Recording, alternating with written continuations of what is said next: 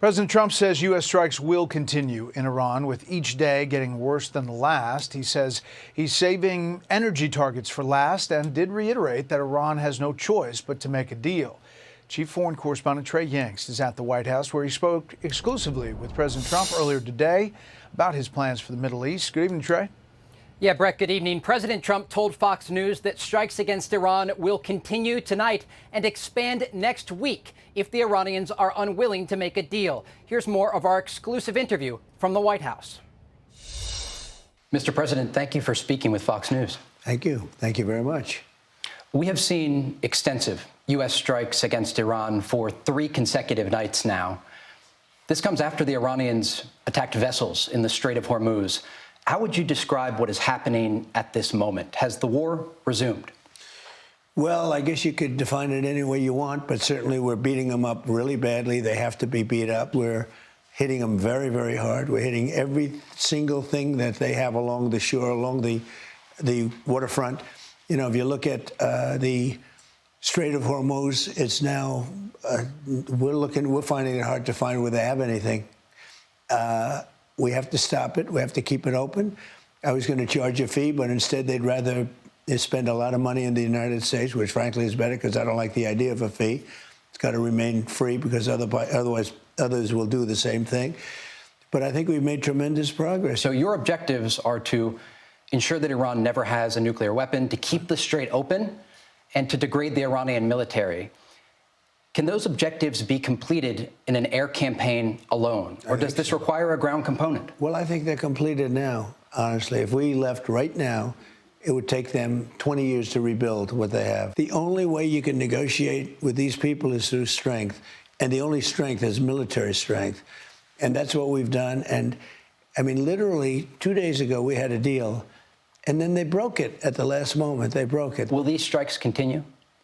They'll continue until I say it's enough. I mean, they'll continue. They've been, the word the military likes to use is degrade. They've been degraded to a very low level. And they have fight. You know, it's like a great boxer. You think you have him beat, and then all of a sudden he comes back and he gives you a shot. They have some fight left, but they don't have much. And their weapon degrading has been incredible at a level. Nobody thought it was possible to do it this quickly. You posted today on Truth Social comments that you made back in 1988 about Karg Island.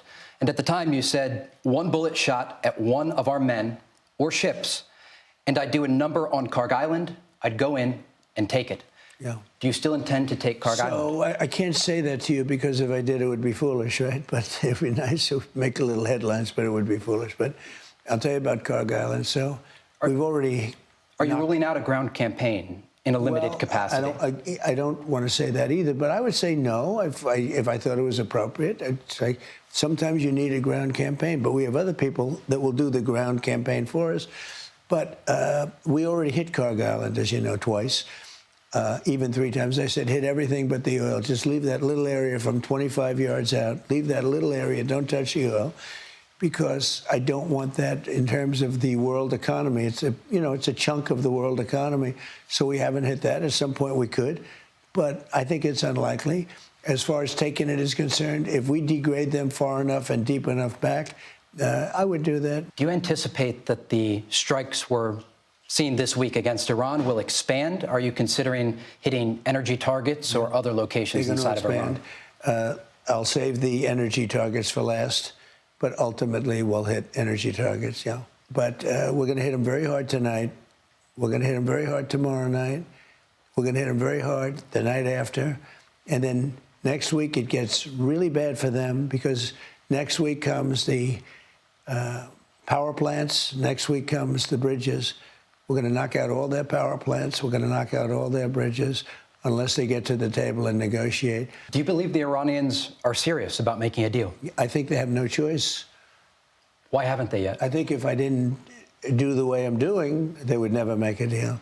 They would have never made a deal with Obama. That deal was the worst deal. What they did sign was a worthless piece of paper. What they signed with Obama was a worthless piece of paper that was a road to a nuclear weapon. And what I have is a wall. There will be no nuclear weapon. I'll never sign. And when you listed the 3 things, by far the most important is they will not have a nuclear weapon. Take me back to the moment before February 28th, when you made the decision to launch Operation Epic Fury. Was there a specific piece of intelligence that made you decide to launch this operation? Well, it was specific in the sense that it just never stops, and they're going to go forward, and they wanted a nuclear weapon. We knew they wanted a nuclear weapon. If they have a nuclear weapon, Israel wouldn't be here. Look, they said they didn't want a nuclear weapon. Well, they say that. Everything they say is a lie. They lie. I've never seen anything like it. They also come out and they'll tell you we never discussed nuclear, and we're in a room for 5 hours. That's all we discussed. And they'll walk out and say, nuclear was not discussed. Everything was discussed ad nauseum. They were going to have a nuclear weapon within 2 weeks. Had we not done the B-2 bombers, had we not bombed their nuclear sites, their 3 nuclear sites, and there's another one we're looking at right now, as you know. Pickaxe Mountain. We're looking at Pickaxe because somebody said there's a little activity. You know, we have cameras, Space Force, we have cameras that they can read the badge, they can read your name, probably Mohammed. They can read your name on a badge from space. And every area of Pickaxe, but the other 3 are covered. But specifically on if they make any move, we immediately go and do whatever we have to do. But they haven't. They were so decimated. Some weapons experts say that the United States doesn't have the ability to strike deep enough with these bunker buster bombs at Pickaxe Mountain. They can go deep. We have good stuff. Nobody knows about Pickaxe. By the way, nobody knows if they even are doing anything in Pickaxe. It's just something that comes up. We have cameras on it. There's very little activity there. But if there's even just a small amount, we'll hit it, and we'll hit it hard. I want to ask you about the Telegon facility. It's outside of Tehran, and it was hit in U.S. strikes previously. These are satellite images from June and July. Okay. And on June 22nd, you can see activity at this site. Yeah. And then on July 7th, there is movement. There are trucks and cranes, and in that image, freshly poured concrete. Right. What do these images say to you? What I'm hearing is that they put, and what they've watched it, that they poured concrete to close up the entrances so we couldn't get into it. So that's what they're saying. But we can hit that one very easily. You know, it only takes a matter of minutes for us to do it and do major damage. And when they know it's coming, they disappear. Yeah, that's exactly what I'm seeing here. And sir, on Monday, you announced that the United States is reimposing the U.S. blockade of Iranian ports. Started now. Shipping data trackers indicate that just 10 vessels passed through the Strait of Hormuz on Monday, less than 10% of what normally goes through this critical waterway. When you say the strait is open, what do you mean? It's open if people want to go through it. We're not opening it for Iran. That's the only one it's closed for. It's closed for Iran, both in and out, but it's open now. A lot of things have happened, Trey, in the last few months. Pipelines are being built.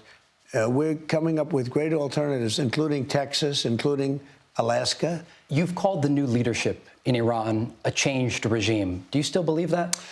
Well, I knew the first group for a little while, and they were evil, and they're no longer with us. I knew the second group also a little bit better, and they were evil, and they're no longer with us.